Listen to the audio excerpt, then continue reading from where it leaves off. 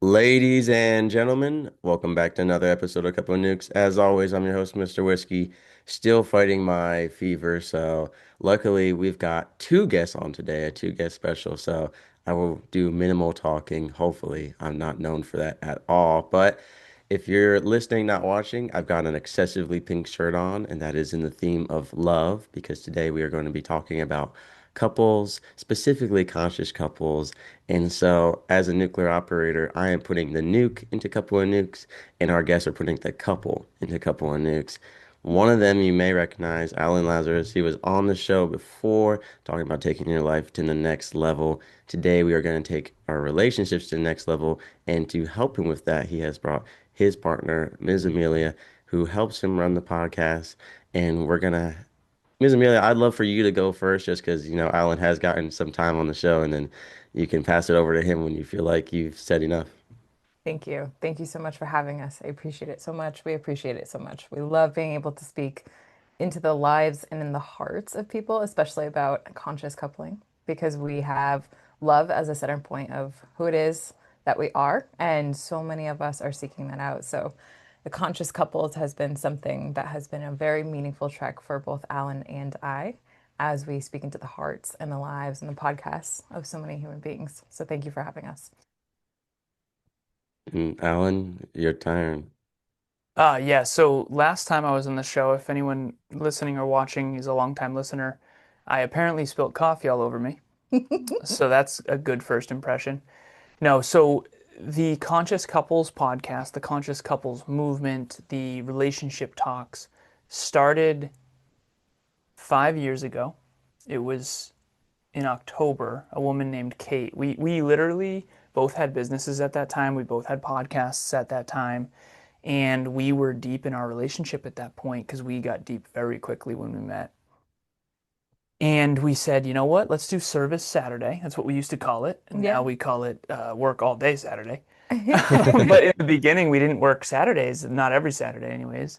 And we called it Service Saturday. And we started to coach people on relationships because we had communities and we noticed that people were, quite frankly, very envious of the love that we shared.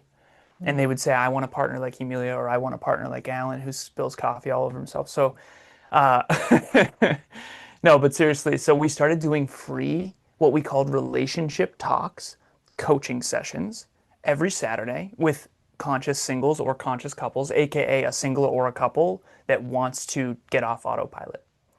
That's what it means to be conscious. And back then, I had a podcast called the Hyper Conscious Podcast, which is, if you look up hyper conscious, you remember it. If you look up hyper conscious, it means acutely aware. So, acutely aware of what you say, think, do, feel, and believe, acutely aware of what's going on. Most people are on autopilot, going nowhere fast. I'm not trying to be unkind, but that's facts. Look around.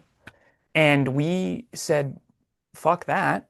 We want to change the world in our own unique way and share what we're experiencing because this relationship with Emilia is by far the best thing I've ever experienced.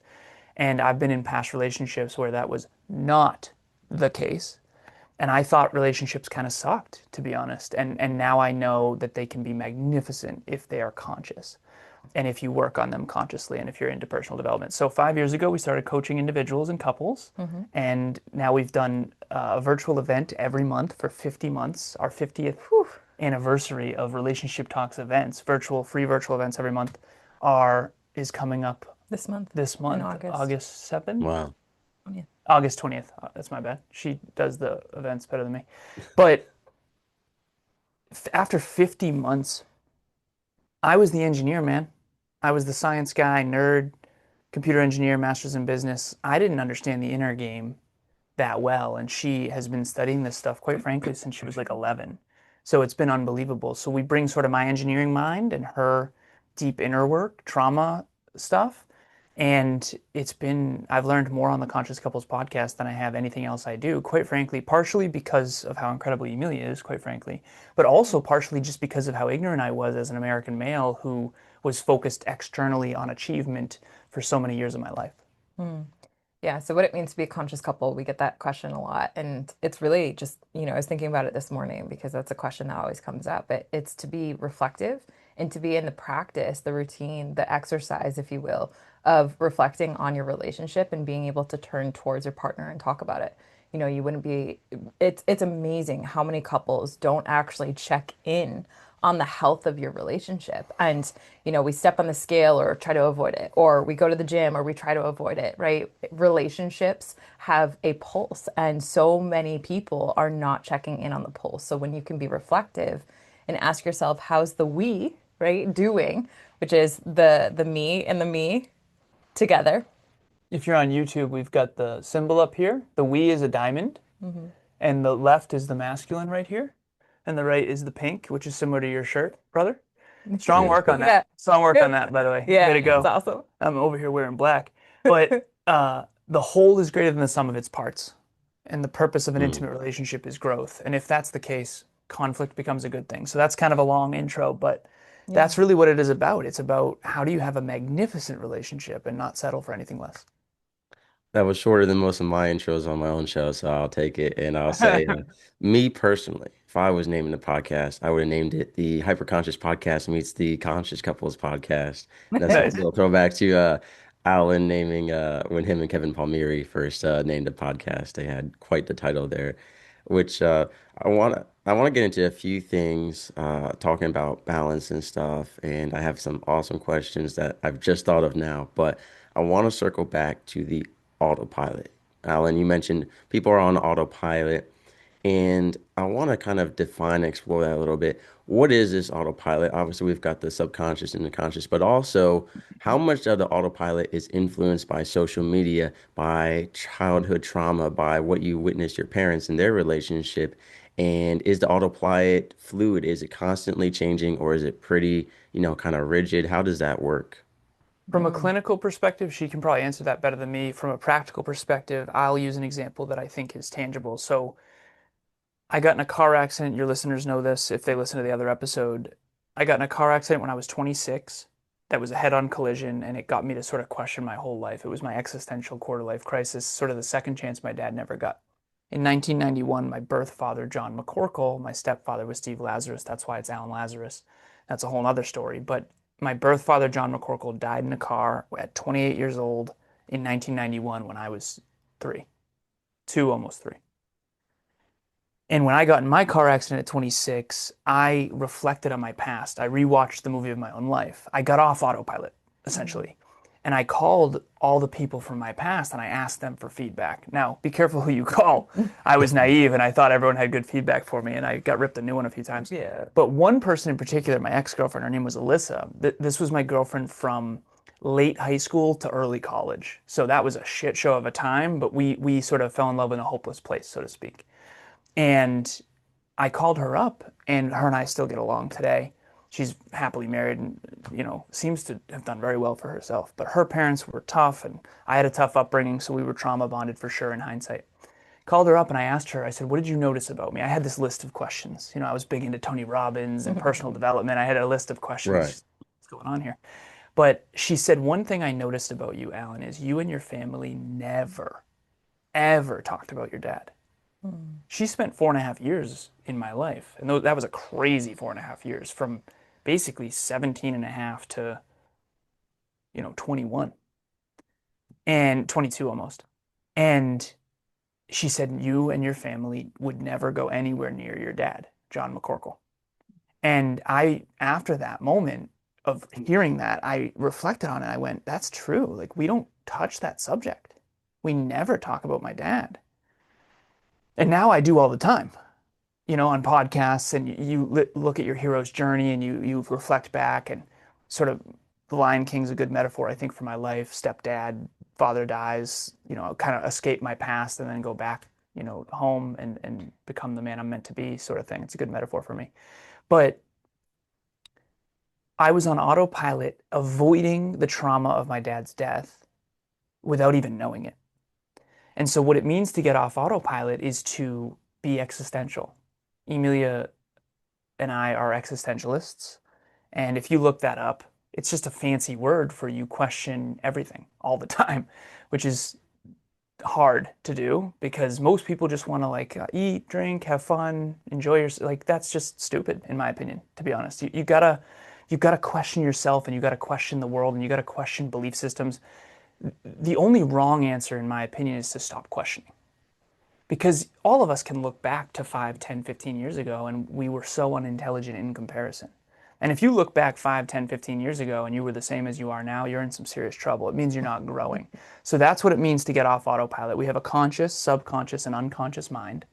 And the unconscious mind is driving Mm. a lot of the time. And that's literally autopilot. And so what you got to do is get off autopilot and start captaining your own life. And I'll add, so one of the things that I love to talk about on this subject, it's a great question because the autopilot, when we actually start to do what I call growth math, we think about like we think about our thinking. As a conscious couples, you're doing some of that metacog. What am I thinking about as I talk about my relationship or as we connect together? And the growth math essentially breaks down to depending on how active your brain is, you have between 12,000 and 90,000 thoughts per day, right? And everyone's on a different spectrum of hyperactivity in their brain. But if you go to the unconscious, you really start to pick that apart. You recognize 75% of those thoughts that you have every single day are, in fact, negative. And so when you look at that and then you zoom out and you're like, wait a second, how many times am I having that negative thought per day?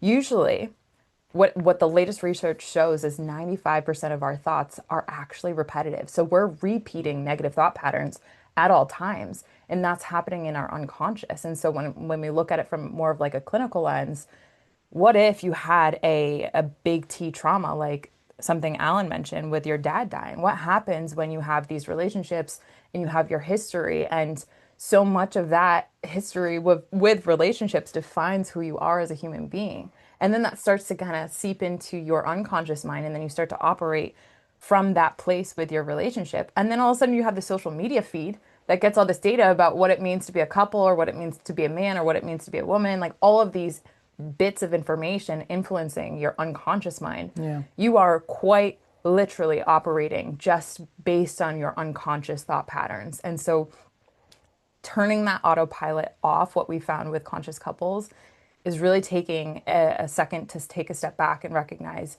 I've had a past. This past is going to influence who I am today in the relationship. And maybe I don't want to have the rule book that maybe my parents had in relationships. Maybe I don't want to have the rule book that my past partner, when I was in high school, we ended up kind of operating by. And so that's something that has been incredibly fascinating as we look at couples, and especially the younger couples that do have social media feeds all the time being curated that help their thoughts just continue down these negative thought Yeah. spirals. One of the things that we see a lot of times is called the doom loop, where people have these thought patterns that are negative and then they don't believe in their ability to actually have a great relationship. And so what happens when you're in the doom loop of that? You don't invest in it, right? You won't maybe go and explore alternative ways of communication or working through your trauma instead of bringing those red flags into a relationship. And so I think that this is a really exciting time for relationships. And it's so exciting for people like you who want to have these conversations because it helps all of us take that autopilot off. Yeah, and I don't want to play the older card, but I'm curious as to how old you are because when I was your age, I wasn't taught any of this. No. So in a way, her and I are truly jealous because I couldn't find a fucking role model that knew any of this, Yeah, you right? can just Yeah. Yeah, I want to have a conversation with this person and yeah. have them on their podcast. Like, So that's how awesome. old are you, brother? 23. Yeah, so when I was 23, I didn't really understand a lot of what we've already shared. And at 36 now, going on 87, I'm kidding. 30 going on 90. Yeah, exactly. So we're the oldest young couple you'll ever see. Hoping to hit puberty by Old 37. souls. No, but it is seriously, when I was 23, I wasn't contemplating why I drink so often. I drank a lot because I grew up around it, right? It Mm, wasn't a choice. It wasn't a conscious choice. It was enculturation and it was conditioning and it was environment and it was the people in my life also wanted me to. It's some of it was to escape and belong because I feel like intellectually I was always a little too much for people, so I would dial myself down to try to fit Hmm. in. But mm, that's what existential and hyperconscious and a conscious couple does. They question themselves and others so that they can change themselves and improve their life. Last piece, I in high school, everybody would come up to me. I worked at a golf course. I was a cart kid and a busboy, and if you've ever been on a golf course, there is some men with egos who, yeah, I don't know if you know my family and where I came from, yeah, and so it was really fucking terrible, honestly. And I didn't realize they would come up to me. They'd say, "Alan, these are the best years of your life." My stepdad had just left. Uh, my mom had just, had challenges with that. We got in a fight with my aunt Sandy, and we got kind of ostracized from her side of the family. My sister just moved out, and my birth father had died. So I remember thinking, like, God, I hope not. And I knew they were wrong. Mm. High school might have been the best years of your life because you obviously haven't gotten any better, Dingus Jones, right? It's not his real name. I just made that up. But the Yeah. truth is, most people, those people were on autopilot in hindsight. We're actually going to go and get dinner at the golf course that I used to work at and just go back and see what it's like Mm. to be this version of me in that same environment because I was a kid who was very impressionable and didn't understand how full of shit people were. Mm. Yeah. Yeah. I get that. The Allen 3.6 going to the golf course, as you You say. know And it. I think it's interesting just looking at, like, I know for me, I am on the younger side, but I also know that because of my traumatic childhood and then going into the military and then podcasting, that I have aged a lot faster. I never really felt like a kid to begin with, and I was always a very intellectually curious person. I Mhm. will say podcasting definitely spread it up because everyone I spend my time with is much older than me. They say you're like the sum of the five people around you, and my five people are always some different podcast guests, but they're always someone much further ahead in life, and it's kind of propelled me along as well. What I will say, it's interesting. You look at, like, you say you have one gentleman who grew up reading Nicholas Sparks and classic romance literature and watching those movies, and then you have another gentleman who grew up watching pornography and all this sexualized social media content and music, and looking at how that affects their outlooks on relationships. Because I've seen that a lot in the Gen Z and Gen Alpha generations who are constantly inundated with sexualized content, not just pornography, which average age of exposure is 8 to 9 years old, but just music videos, commercials. Like, there's a lot of, I won't name names, there's a lot of sexualized commercials trending right now that are being discussed, right? And it's interesting how that changes that kind of that autopilot course in life. And one thing that's beginning to influence relationships, which I know I've listened to some of y'all's show, but I haven't seen every episode. So I don't know if you've covered this topic or not, but it's definitely something I want to continue to cover on the show, which is the integration of AI into relationships. We've seen people who are uploading their partner's text messages into ChatGPT or other AI software and forming their answers or analyzing things. Yeah. And I will never have AI write my texts or emails, maybe some business stuff helping me out there, that's fine. But I like, one of my friends shocked me the other day. Like, he showed me a text and he was like, ChatGPT wrote this. And he's trying to fix his relationship with his sister. I said, that has to come from the heart. And now I'll always be a big proponent of that. Human connection is about the heart and human spirit, right? Which Yeah. AI doesn't have. It can mimic it. It can really seem like it, right? What do y'all think about, AI coming into play? Is that kind of affecting the autopilot? Is it replacing it with an even more strong autopilot that's even harder to resist? I mean, I don't know if y'all have kind of experienced this or dabbled into the subject at all. We are so Yeah, excited the as most. tech nerds. I thought you'd never ask. I didn't think we'd ever be asked about this. And we're both tech nerds, like to the nth degree that we probably Yeah. will. I've seen Yeah. Alan's Pumping degree. up She's the got a I literally am whole, like, Really? can I Yes, go thank first? you. No, No, it's ladies first. Go. so actually, it's so fascinating because this past weekend, Alan and I had spent some time at my family's lake house, and we had spent some time with a 14-year-old. He just so happens to be a step cousin of mine, and we were quite literally having this conversation around the dinner table. Alan wasn't present for this, but it was right at the tail end of your meeting. We were having dinner, and the 14-year-old was trying to articulate to my parents, who are in the Gen X. Gen X generation. So I quite literally had, I'm a millennial, Gen X, and then you have a 14-year-old talking You about, mentioned Gen Alpha. So there's Builder, Boomer, Gen X, Millennial, Gen Z, and then Gen Alpha. yes. And then after that, I believe is now Gen Beta. yeah, yep, Holy shit. yeah. Yeah. So Word. with Like that you being, said, you're 87. Like you're feeling it now, right? Dude. I Gen Beta? What are we doing here? I I didn't would even know. never want to be So called that, me oh God. personally, but no, well, hey, it's all good. So what, and I'm so sorry to interrupt, love, but I need to learn here.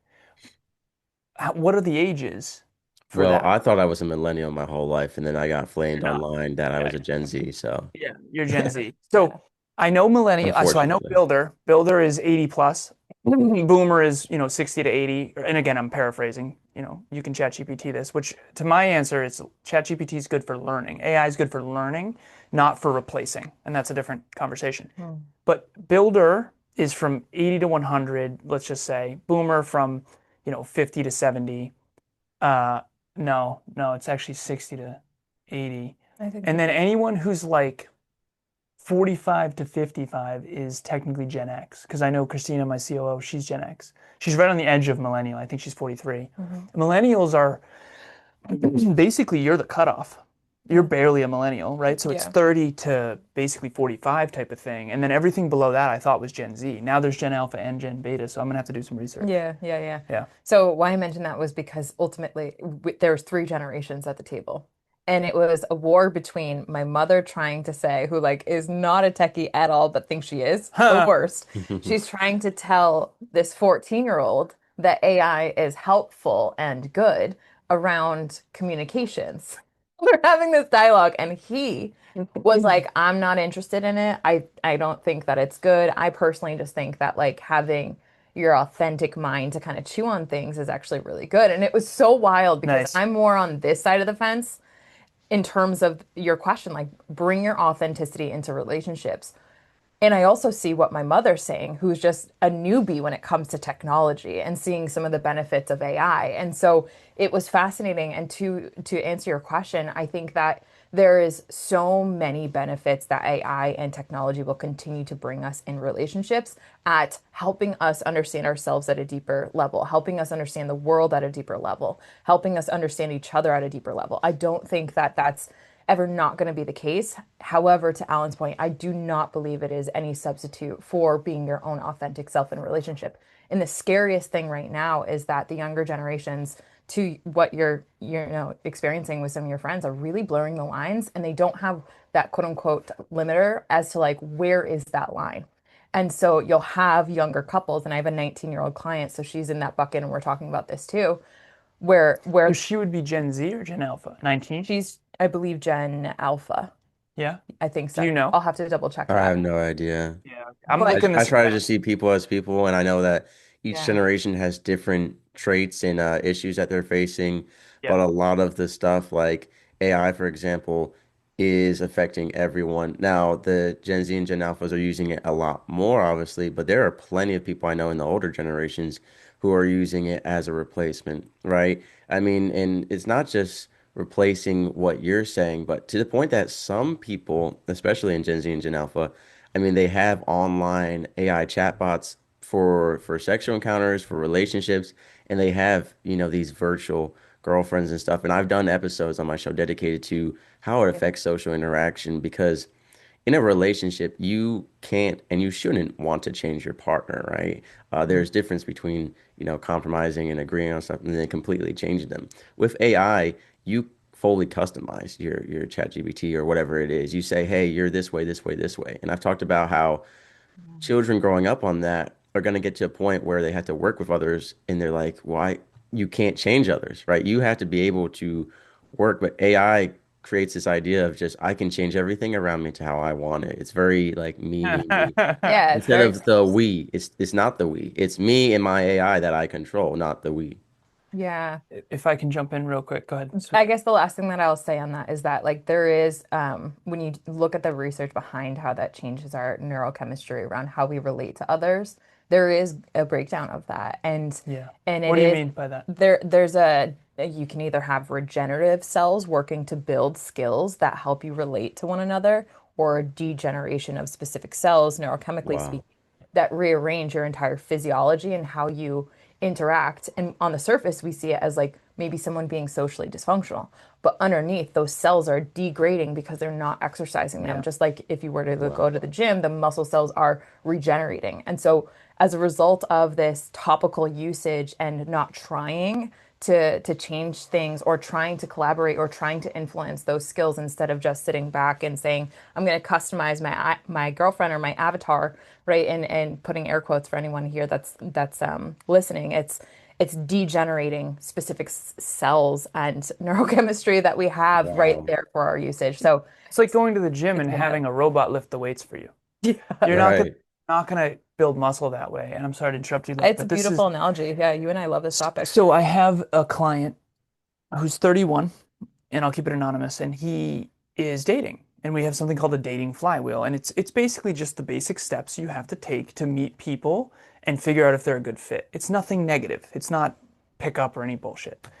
And he came to me and I was like, do you mind if I see the conversation? I'm trying to help this guy, right? I'm a little bit like Hitch in that. Health, wealth, and love is what I help my clients with. I'm a business coach, but we do some other stuff too. And he's obviously wildly lonely because anyone in my coaching program is, because they're basically just focused on their goals completely. But anyways, so he's like, can you help me, in relationships? Obviously, that's something we do. Yeah, of course. And he shows me this conversation he's having with this woman. And I'm like, brother, you didn't write this. Hmm. And he's like, no, ChatGPT helped me. Oh And gosh. right, okay, so Emilia hasn't heard this yet. Oh So I said, brother, it's a fucking supplement. yeah. It's not a replacement. Listen, I love ChatGPT. It helps me learn so well. It is a tool. An axe can build a house or it can kill someone. Mhm. It is a tool that you're supposed to use to become better. Mhm. At the end of the day, we all need to wake up and realize principles are what matters. The principle is this: I can't have a robot lift the weights for me and still get the benefits of self esteem and self confidence and self efficacy and self belief and skill acquisition. Mhm. Human beings have neurochemical abilities to adapt to our what we do, say, think, feel, and believe. And if you have ChatGPT writing your posts, you're not getting better. You might be getting better at getting it to be better, but that's not the same as you actually lifting the weights yourself in this Mhm. metaphor. So at the end of the Yeah. day, I get fired up because there's a study that was done at MIT where they showed people who use ChatGPT who overuse ChatGPT, and they're actually getting dumber. Yeah, their Like, brain cells Yeah. are actively dying. 100%. and Yeah. I'm homegrown organic, man. Like I grew up in a terrible environment. I had a lot of adversity. I had to fail forward. I never would have been with Emilia if I didn't fail forward for 30 years trying to figure this thing out. And there's something to be said for failing forward. The quick fixes of pornography. Listen, Netflix is awesome. I love it. We watched a movie last night. We're simulating these characters' growth and development. We're mentally and emotionally present with the characters. It's called The Warrior King, The Woman King, The The woman Woman king. King. Yeah. Unbelievable film. It's fucking awesome. But we are on the couch simulating the emotions and the mental cognitive stuff. That woman king developed and grew and developed skills and tackled challenges and fought for what she believed in. When we leave the couch, yeah, we're recovered a bit because we're relaxing, but we're not any better. I think movies can inspire you. I think it's a tool, not a replacement. You still have to be on your own hero's journey. You can't just read books and escape. You can't watch Harry Potter grow and develop. You have to grow and develop yourself. And just like video games too, same deal. I used to play Diablo 2 and you level up from 1 to 99. Next level U is the name of my company, Next Level University. So I would get these characters to level 99 and they'd have Mhm. dexterity and vitality and mana and all this stuff and barbarian and paladin and sorceress and all this stuff. But when I left the virtual world, I was still a regular kid. Yeah, it did help me with strategic thinking. It did help develop my mind. Competitive gaming's important, but God, I could have developed myself better. Yeah. And the what I'll add to that is like one of the things when we look at it from an even bigger context is that no one's addressing if they're just in a me circle, customizing their feeds, algorithms are being customized to help tap into their urges emotionally. They're not ever facing any fears and facing fears in an actual real world, dating world, when you're connecting with men or women or whomever. that is a really important level of actual like cognitive and emotional and social development that we need as human beings in the longer term of our life, right? It's just very concerning. And then when you add the layer in the context of who their parents are and how much their parents, usually the younger generation, are millennials, and how much there's no inhibition around gluing to technology. Yeah. You don't have the parents of maybe, let's say, we can give the boomer generation great credit at this of like pushing us into those arenas that encourage those skill development. Now, how the boomers today is a little Little different, a hardcore. little hardcore, Get but outside, the you know. millennial generation isn't necessarily, and I can't broad brush, but like the parents of these younger individuals aren't necessarily getting that push into the fear zone outside of their comfort zone. And that's an even bigger concern because there's no accountability, right? So these conversations, unless you look for it, they're not going to be curated on one's feed because it's literally the antithesis of developing. So, yeah. Last thing I'll say, we'll move on from this topic. I know we got to go in 17 minutes. I I would say this. If I stayed the nerdy video gamer, there's no chance I could be with Emilia Smith. I had to grow and develop as a man. And the only way that you do that is you get out into the world and you fail forward. You make mistakes, you own your mistakes, you learn from them, and you develop real skills that actually scale. And you Mm. can't do that just on the internet. You can't do No. that when ChatGPT is writing your fucking texts. So I told him, and I love this client. His name's Andrew. He's the man. And I said, brother, it's a supplement. Learn from it. Hey, what's she really mean with this? Because she's messing with him a bit, babe. Like she's doing the thing, and Yeah, like you that's can learn he's, about why can't they just psychology say and he's referring to women? Why doesn't she just tell me what she really thinks, brother? That ain't the world. vulnerability. Yeah, that Vulnerability. ain't the world we live in. I said, he's Get like, used to that. seriously? Yeah. Because he unpacked one of the texts, he showed it to me, and I said, well, what she's really saying is this, and this. He's like, But you would only know that because you've gotten the skills in yeah, the real world, exactly. not because you're simulating some AI, right? And that's so important. But so my point is that he can put the text into ChatGPT to help him interpret it, and then he needs to think of a thoughtful response from the heart. And I would Authenticity wager, is going to get more important in the future as all this stuff and proliferates. I would wager he needs to have a step of being like, why did this like the analysis that's here, why did this generate this output? Yeah, What am I exactly. missing in my consciousness? Yeah. What am I missing in my data set of awareness around human beings, of women, the psychology, emotional connection? What am I not yet learned about enough so that I didn't have the skill set to analyze and generate this understanding that ChatGPT has helped me now have? And a lot of people are not doing that. They're not doing the what was I missing from my data set about people, about relationships, et cetera, et cetera. What lack of skill set do I have to deduce what she Mm. actually is saying, right? Yeah. Like, and that only comes by the skill set of reflecting. And that's why conscious coupling, that is the practice, right? If you're not reflecting, you cannot gain those gold wisdom insights. And it's just Because no when one you're on a seems to, date, no you're one not going seems to be to able to get that. say, 1 second. Hold on. Let me get my AI. Can you it's like Google Translator. Hold on, my AI needs to translate what you're actually saying to me so that Yeah. you and I can bond. It's Yeah, like, exactly. no, that Yeah. can't happen. Yeah. It's a tool not, and a supplement, not a replacement. That's the end. Yeah. Great Thank question. you. Thank you. For sure. There's a lot that I want to address there, but I do want to move on just for the sake of Yeah. time. I know Alan is one of those guys, he counts every second in the back of his head because he For knows sure. like he's doing math and engineering over there. He can't help himself. But You what I know it. want to move on to, just because your show covers a lot of topics in, dating and relationships, from taking things too personally to expectations, that kind of stuff.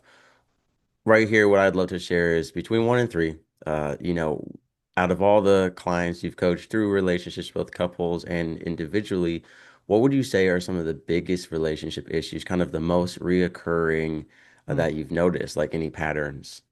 Yeah. Uh, Go ahead, love. I would say the first one that is ranks as the number one is the money wounds. Everyone Ooh. has money wounds, and everyone has trauma when it comes to money and finances and wealth and math and designing their own future based on the capital that they have. You and I just did a beautiful episode about how one of the 25 conscious love languages is money. And it's not necessarily that someone might value money, but they might value what's connected to that, which is time freedom, which is the horsey farm, which is whatever it is, right? And while two people might not have the same quote unquote mindset around money, that ends up becoming such a something that is the undercurrent of so many couples and their contention and their misalignment because it's so much about how they go and achieve in the world and it's connected to so many things, but it's the sneaky thing that runs underneath the radar with couples. And Yeah. the work that we've done over 5 years, if we don't bump up until that, or Alan and I aren't encouraging to open up that can of worms, people will avoid that like the plague because there's so many uncomfortable feelings around money. So that's what I would say is the number one, even though it's not as obviously glaring. Emilia, we were driving home from lunch one time with a couple, and we were talking about what is your relationship with money. And Mm. I have a client who I'll keep anonymous. I'll do first names. His name's David. I think it's important to do first names. His name's David, and he said, "Dude, I'm not that money motivated because I'm trying to help him in his career." And I said, "Brother, okay, I hear you. I'm It's a with you, story you're and telling that's okay." yourself. Yeah, exactly. And here's the thing: you want a new truck, you want a bigger home, you want to go on these trips. All of those cost something. What is that something? He's like, money. I'm joking. That was hypothetical. But I am getting him to see like you don't care about money directly. Mm. No one's like, oh, I want more money. They want something money provides. We don't trade chickens for horses anymore. Like some people do. The Amish do. That's all fine. You guys want to trade pigs for cows? That's fine. That's not how it works in the 21st century typically. Now it's numbers on a screen in a bank account. And no one knows the banking system, and I do. And I've been studying finance my entire adult life, and this stuff always came easy to me. I can't walk into a Panera Bread without seeing their profit and loss statement. Definitely invest in Panera, by the way, seriously. But anyways, delicious bread bowls. Yeah. Uh, we are personally their Please. biggest customers. But the truth of the matter is that your relationship with money is always going to be a point of contention. If I'll give you this example, my business partner, he is Kevin. He's been on your show. Kevin Palmieri, Extremely, shout out, never quit yeah. kid. Shout out to Kevin, my man Kev. Awesome with making money. Really good at making it. Great at sales. Great at growing the business. Dude, fucking terrible at not spending money. Every human being has one of the three things about money that they're really good at. His wife, on the other hand, really good at saving it, terrible at investing it. She doesn't know how to invest. Darren, with love, okay? And they never had certain conversations before they got married about money, and that has held them back tremendously. Now, they are having those conversations now, and Kev, if you're listening, love your brother, you guys are doing great. But when I realized, I said, listen, you got to know your numbers. So you mentioned me seconds, minutes, hours, days, weeks, months, quarters, years, decades, lifetime. Even just that in my head, 24/7, 365. We've got 10 minutes, 21 seconds on the clock before our next meeting. Yes, I'm out of my mind. We know. But the truth is, it's better than not knowing your numbers. For So, sure. to her point, finances play a major role in every relationship. And it's one of the top reasons people get divorced. And it's because they didn't talk about it up front and they didn't get better together with it. Emilia and I are building our dreams together, and that requires a little thing we call shmoney. Shmoney. And Service. there's indirect, there's direct, there's where you invest it, there's, you can't have one partner buying a bunch of stuff with your money and then not build resentment. It's just a thing, right? So Yeah, for we need sure. to call a spade a spade. So I agree with her. I would say that's number one. Mm. Number two would be we have something called the 25 conscious love languages. If you've ever heard of Gary Chapman's work, he has the five love languages. We have 25, and we just did an episode on this yesterday. It's not out yet. I have never met a couple in the last 5 years of coaching couples every week for 5 years. I have never met a couple who doesn't have a mismatch, including us. When we first got together, she loves adventures and she loves nature. And I love my dark office focus sessions. And that's not gonna work. So we're gonna have to travel and work while traveling. And so now I remember Kev, Integrated I said, nicely. I told Kev, um, that adventure is one of our core values together. He said, bullshit. I was lying to myself. I wanted Yeah. to fit in with her, and I didn't want that to be a mismatch, and it was, quite frankly. And she's more of an adventurer, and I can get on board for sure as long as it's fitness related. But I think that everyone has a mismatch. That's number two. So number one is money, and number two is the conscious love languages. Everyone is missing each other in at least one love language, if not several. And Yeah. then 3 minutes to do the third and final one before a quick outro. The third one is what we've noticed that very few people would pick up on is the fact that there's always one partner that has a higher what we call growth orientation Nice. than the other. Mm. So if you have a fixed mindset, you think that you cannot change, and that's that, and that impacts every single area of your life. Unconsciously. So you don't invest in things. You don't try to get better in your relationship, et cetera, et cetera. And then there's the other hand, which is that growth mindset for those people that don't know is you believe in your ability to get better and it's going to just take some effort, right? And so anything, we said this earlier, any challenge that happens to come up in a relationship, you see that now as an opportunity. Conflict doesn't mean that you have a bad relationship. Conflict means that actually you guys are growing together instead of apart because most people would just slide that underneath the rug and it wouldn't come up. And so one partner will have a higher growth orientation, i.e., they're more inclined to their growth mindset and invest in the relationship, invest in themselves, invest in the future. And then you have one partner that's like stuck in the mud and that is really struggling, and or they might have a growth mindset, but they're just very slow with it. They take their time reading books and they're not necessarily willing to take as much messy action as maybe their partner. And that comes back down to a thing called risk aversion, right? Not every couple has the same risk level or risk tolerance because that requires you going outside of your comfort zone. Outside of that comfort zone is your anxiety zone, and outside of that anxiety zone can be a trauma zone. So Alan and I, as high growth minded individuals with high levels of growth orientation, we put ourselves in what other people would have be their trauma zone. We are constantly chasing after and learning and developing and growing. And for some people, that would literally be traumatizing to them Yeah. to live a day in our shoes. And some couples have a totally different dynamic in that. And usually that's never like unearthed. And so that's one of my favorite things that we unearth in the conscious Yeah. couples with people because we'll see it all over a couple. They'll come in and we can Yeah. tell immediately who has One of them higher is growth being dragged orientation. there. Yeah. One of them actually wants to be there, and then I Yeah. have to convince the one who got dragged here, usually the man. It's gonna be fine. You're gonna be okay. Yeah, yeah. One man who got dragged to one of the calls. Apparently, I heard this through the grapevine from one of her clients. He said, "How exactly is Barbie and Ken going to help us with our relationship?" Us, yeah. That's funny. Also, you need it, brother. So keep Yeah, going. yeah, yeah. Um, last piece, growth orientation. I had an ex who quite literally, she said this playfully, but many a truth said in jest. So she said, dating you is like dating a fucking Stairmaster. And the truth is, your ex would have said the same shit. I mean, for sure. Like, we are never going to stop. And I think of that, I'm like, no. That's what I'm saying. Glad it's not just me. I feel better now. Brother, she was Yeah, wanted to enjoy and whatever. And I'm growth, baby. Let's same. Next climb. level, next level, next level. Next level.